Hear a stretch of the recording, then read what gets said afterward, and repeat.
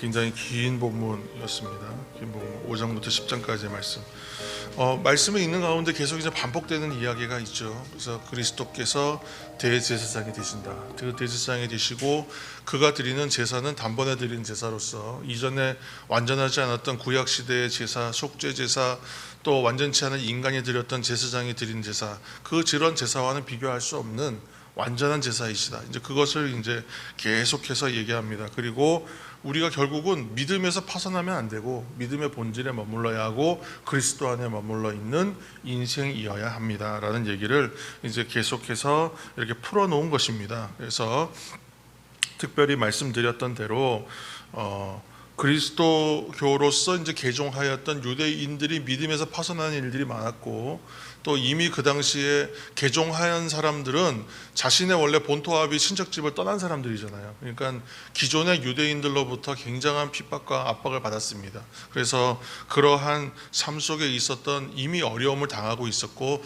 또 장차 올 고난과 환난을 대비하여 이제 드리는 이야기들이었죠. 그래서 믿음에 좀 굳건히 설 수 있도록 하기 위하여 기존에 알고 있는 신앙의 지식, 곧 율법에 대한 지식, 유대교 안에서 배워왔던 그들의 신앙의 상태에서 이제 이 말들을 계속 풀어서 설명해주고 있는 것입니다. 그래서 제사장의 반열에 대해서도 이제 멜기세덱의 반차에 대한 얘기도 하는데, 말씀을 이제 읽는 대로 우리가 이해할 수 있는 부분이고, 또 멜기세덱의 반차를 따르는 대제사장이 되시다는 얘기를 또 이제 우리가 풀어낼, 좀 깊이 좀 풀어낼 기회가 또 있으면 좋겠습니다. 특별히 10장, 오늘은 19절, 20절, 10장 19절, 20절 말씀 우리가 함께 읽겠습니다.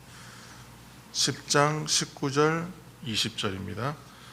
19절, 그러므로 형제들아, 우리가 예수의 피를 힘입어 성소에 들어갈 담력을 얻었나니 그 길은 우리를 위하여 휘장 가운데로 열어놓으신 새로운 살 길이요 휘장은 곧 그의 육체니라. 아멘.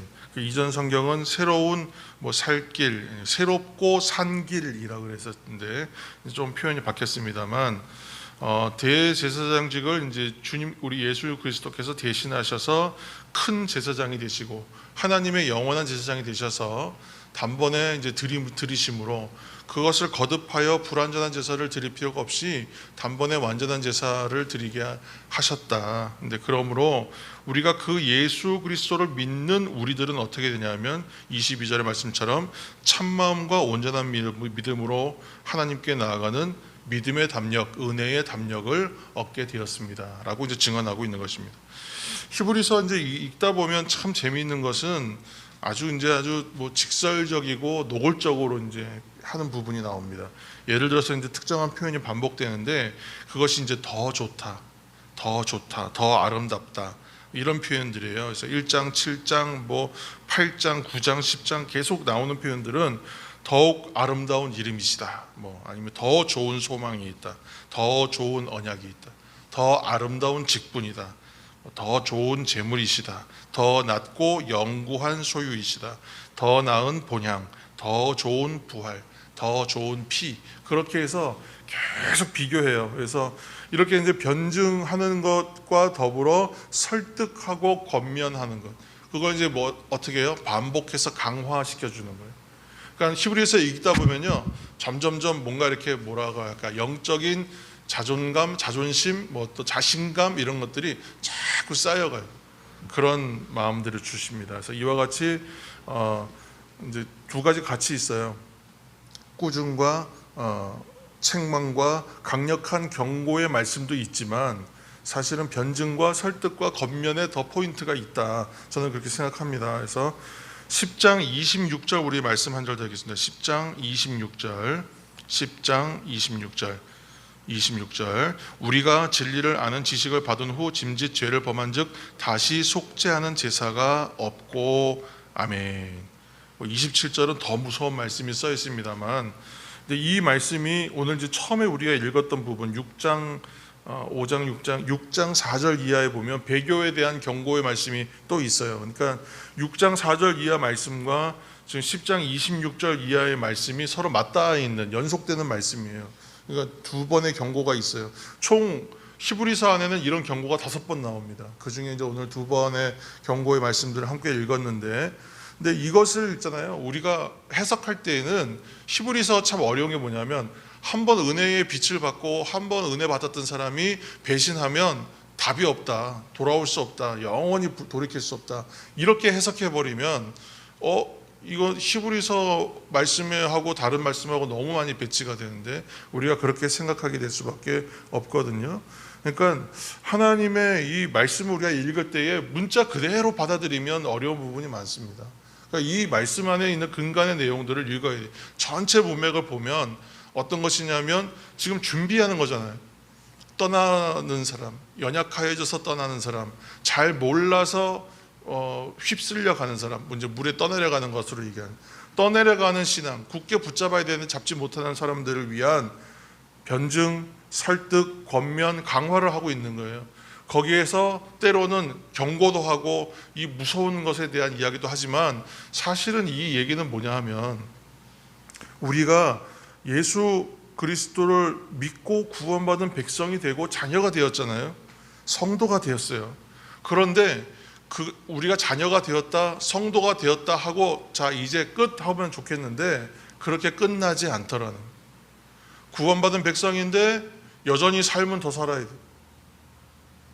우리가 주님을 믿고 예수 그리스도의 자녀가 되고 구원받은 백성이 되고 성도가 되었는데 거기서 안 끝나요.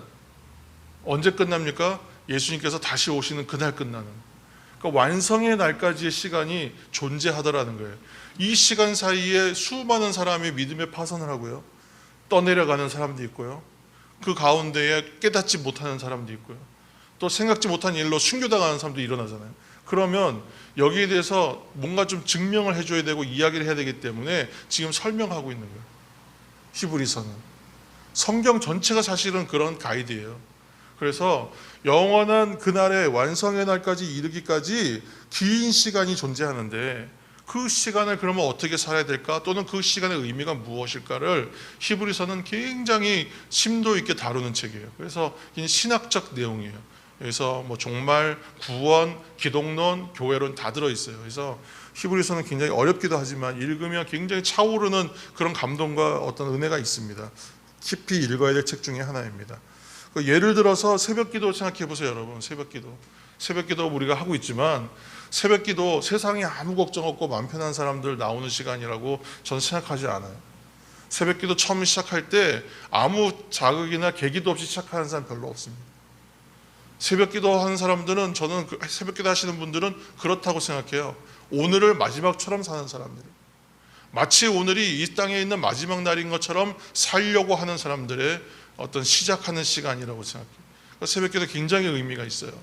이 자체가 우리의 의의가 되는 시간이라서 그런 것이 아니라, 전혀 그건 아니고 이 시간을 그러한 마음으로 나오기 때문에 중요하다는 거예요. 아무런 도전 없이 새벽기도 시작하는 경우는 없기 때문에 예를 들어서 새벽기도 말씀을 드린 것입니다. 오늘을 마지막처럼 살아가는 사람은 진짜 종말론으로 살아가는 사람이 아니겠습니까? 신앙의 본질을 찾는 사람들이잖아요. 그러니까 우리가 지금 최근에 영적인 실력과 신앙의 성숙에 대한 이야기를 계속 해왔는데, 오늘 이 히브리서의 말씀이 그런 말씀을 아주 강화시켜주는 말씀이에요. 제가 말씀 한 절 우리가 읽을 텐데, 제가 이 말씀을 읽고 이제 정리하겠습니다. 갈라디아서 5장 16절에서 17절 말씀, 메모하실 분들은 메모하시기 바랍니다. 갈라디아서 5장 16절 17절 제가 읽겠습니다. 내가 이르노니 너희는 성령을 따라 행하라. 그리하면 육체의 욕심을 이루지 아니하리라. 육체의 소욕은 성령을 거스르고 성령은 육체를 거스르나니 이 둘이 서로 대적함으로 너희가 원하는 것을 하지 못하게 하려 함이니라. 아멘. 이 무슨 말씀이냐 하면, 우리는 구원받은 백성이기 때문에 그리스도 안에 살아요.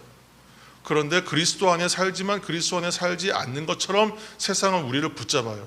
무슨 얘기? 또 한 번 더 얘기하면, 성령을 따라 우리가 살아가는데, 우리는 성령을 따라 살려고 하지만 우리 육체는 어떻게 해요? 세상은 뭐라고 하냐면 그 성령대로 살지 못하게끔 방해해요. 성령의 어떤 뜻을 따라 살아야 되지만 육체의 소욕을 따라 살아는 동시에 사는 인생이기도 하다는 거예요. 그래서 이 두 가지가 충돌하기 때문에 계속 방해를 받아요. 그러다 보니까 내가 예수 그리스도를 믿고 하나님의 자녀가 되고 성도가 되었으면, 자 이제 난 구원받은 백성이니까 오늘 은혜를 받았으니까 내일부터, 당장 지금부터는 전혀 다른 사람처럼 뭔가 증거가 나타나고 믿음의 사람인 것처럼 보여야 될 텐데 전혀 그렇지가 않아요. 오늘 크게 은혜를 받았음에도 불구하고 내일 똑같은 범죄를 저지르고 있는 나를 발견하는 것처럼 그렇게 뭔가 드러나지가 않는다. 한 번에 뭐가 단번에 드린 제사처럼 그렇게 한 번에 바뀌지 않는 답답함이 있다는 것입니다. 눈에 보이는 진보나 성장이 없는 것 같아요. 그래서 내가 오늘 선한 마음이 들어서 무언가를 하고 싶은 마음이 들었다가도 주저앉아요. 예를 들어서 우리가 아멘의 신앙으로 신앙생활을 다시 시작합시다 이렇게 말씀드렸는데, 아멘 한번 하는데도 여전히 눈치 보잖아요. 단번에 안 변해요. 그것이 훈련과 연습이 필요한 이유와 그런 것에 대한 우리가 얘기를 해오는 것과 오늘 이 히브리서가 말씀하고 있는 이야기가 동일한 거예요. 그래서 이것은 두 번 그렇게 하면 다시는 번복할 수 없고 돌아올 수 없다가 아니라, 그리스도의 신앙을 갖고 믿음 가진 사람으로서 우리의 삶의 정체성이 사실은 이 실력밖에 안 된다는 걸 보여주는 거예요. 그렇게 살 수는 없다는 거예요. 그렇게 살면 안 된다죠. 살 수 없다. 그렇게 살면 어떻게 돼요? 부끄럽다. 부끄럽다.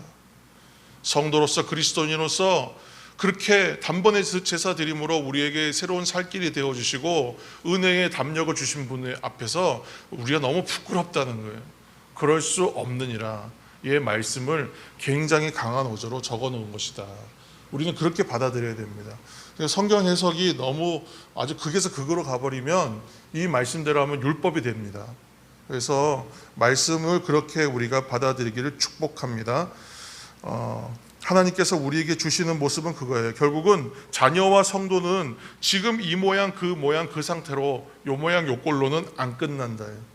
하나님께서 하나님의 열심으로 우리를 자라게 하십니다. 여러분 믿으시기를 축복합니다. 귀한 자녀요, 거룩한 성도요, 하나님의 나라를 유업으로 받은 사람이기 때문에 하나님은 이 자녀들을 너무 보배롭고 귀하고 존귀하게 여기세요. 사랑하세요. 나의 능력과 힘으로는 그런데 안 되는 거예요. 그래서 파선할 수밖에 없고 흘려가는 사람, 붙잡지 못하고 떠내려가는 사람과 같이 살 수밖에 없는 것이 우리의 실존입니다. 그러므로 그리스도 안에서, 복음 안에서, 성령 안에서 영광됨을 누리기 위해서는 작은 것부터 시작하는 거예요. 작은 것부터. 오늘 내가 할 수 있는 작은 것, 눈치 보지 마시고 아멘 크게 하시고, 내가 하나님 앞에 좀 더 선한 일이지 하고 누가 보아도 부끄러울 만한 일이라 할지라도 하나님 앞에 내가 떳떳하다면 그 일을 행하시는 거예요. 그 작은 자리에서부터 시작할 때에 그것으로부터 완성되어 가는 것이 하나님의 나라입니다. 이 거대하고 영원한 하나님의 나라를 어느 날 하루아침에 갑자기 짠하고 나타나지 않는다는 것을 여러분 생각하시면서, 오늘도 그렇게 내 삶에서 보잘것없어 보이는 그것, 여러분 그거 붙잡으시기 바랍니다. 거기서부터 시작하시기를 다시 한번 축복합니다. 그렇게 늘 감사와 기쁨이 우리의 것이 되게 하여 주옵소서. 하나님 오늘도 우리가 승리하게 하여 주옵소서. 이렇게 기도하시는 저와 여러분 되시기를 다시 한번 예수님의 이름으로 축복합니다. 함께 기도하시겠습니다.